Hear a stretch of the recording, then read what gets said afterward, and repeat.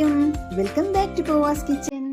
ഇന്ന് ഞാൻ വന്നിട്ടുള്ളത് ഒരു പീനട്ട് ബട്ടറിൻ്റെ റെസിപ്പി ആയിട്ടാണ്.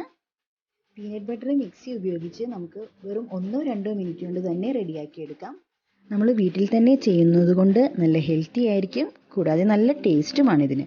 നമുക്ക് കുട്ടികൾക്കിത് ബ്രെഡിൻ്റെ കൂടെയോ ചപ്പാത്തിൻ്റെ കൂടെയൊക്കെ തേച്ച് കൊടുക്കാവുന്നതാണ്. അത് കുട്ടികൾക്ക് വളരെയധികം ഇഷ്ടപ്പെടുകയും ചെയ്യും. അപ്പോൾ നമുക്കിനി വീഡിയോയിലേക്ക് കടക്കാം. വീഡിയോയിലേക്ക് പോകുന്നതിന് മുമ്പായി എൻ്റെ ഈ ചാനൽ ആദ്യമായിട്ട് കാണുന്നവരുണ്ടെങ്കിൽ പ്ലീസ് ഒന്ന് സബ്സ്ക്രൈബ് ചെയ്തേക്കണേ. തൊട്ട് കാണുന്ന ബെല്ലൈക്കൺ അമർത്തി ഓൾ പ്രസ് ചെയ്താൽ ഞാൻ അപ്ലോഡ് ചെയ്യുന്ന എല്ലാ വീഡിയോസും നിങ്ങൾക്ക് നോട്ടിഫിക്കേഷനായി ലഭിക്കുന്നതാണ്. പീനട്ട് ബട്ടർ റെഡിയാക്കാൻ വേണ്ടി നമുക്ക് ആദ്യം പീനട്ട് എടുത്ത് വെക്കാം. ഞാനിവിടെ 1 കപ്പ് പീനട്ടാണ് എടുത്തിട്ടുള്ളത്. നമുക്ക് ആദ്യം ഇതൊന്ന് വറുത്തെടുക്കാം. അതിനുവേണ്ടി ഞാനൊരു പാൻ എടുത്ത് വെച്ചിട്ടുണ്ട്. പാൻ നന്നായിട്ട് ചൂടായി വരുമ്പോൾ പീനട്ടെല്ലാം ഇട്ട് കൊടുത്ത് നന്നായി ഒന്ന് വറുത്തെടുക്കാം.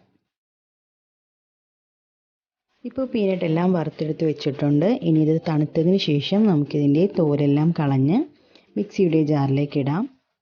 ഇനി ഇതൊന്ന് ക്രഷ് ചെയ്തെടുക്കാം.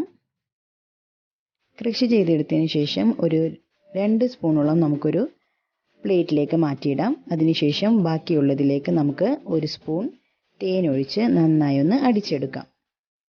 ഇപ്പോൾ ഇതിത്തിരി കട്ടിയായിട്ടാണ് വന്നിട്ടുള്ളത്. ഇനി ഇത് നന്നായിട്ട് ഒന്നുകൂടി ഒരു 2-3 സെക്കൻഡ് അടിച്ചു കഴിഞ്ഞാൽ നല്ല സോഫ്റ്റ് ആയിട്ട് കിട്ടും. ഇതിപ്പോൾ ഞാൻ അടിച്ചെടുത്തിട്ടുണ്ട്. ഇതിൽ നമ്മൾ എക്സ്ട്രാ ഓയിലൊന്നും ചേർക്കേണ്ട ആവശ്യമില്ല. ഓൾറെഡി പീനട്ടിൽ എണ്ണയുള്ളതുകൊണ്ട് നല്ല സോഫ്റ്റ് ആയിട്ട് കിട്ടും.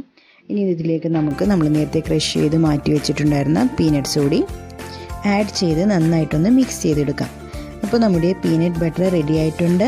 വളരെ ഹെൽത്തി ആയിട്ടും പ്രിസർവേറ്റീവ്സും ഒന്നുമില്ലാതെ കുട്ടികൾക്ക് സേഫായിട്ട് കൊടുക്കാൻ പറ്റുന്ന ഒരു പീനട്ട് ബട്ടറാണിത്. ഈ വീഡിയോ നിങ്ങൾക്ക് ഇഷ്ടപ്പെട്ടാൽ ലൈക്ക് ചെയ്യാനും കമൻറ്റ് ചെയ്യാനും ഷെയർ ചെയ്യാനും മറക്കരുത്. താങ്ക്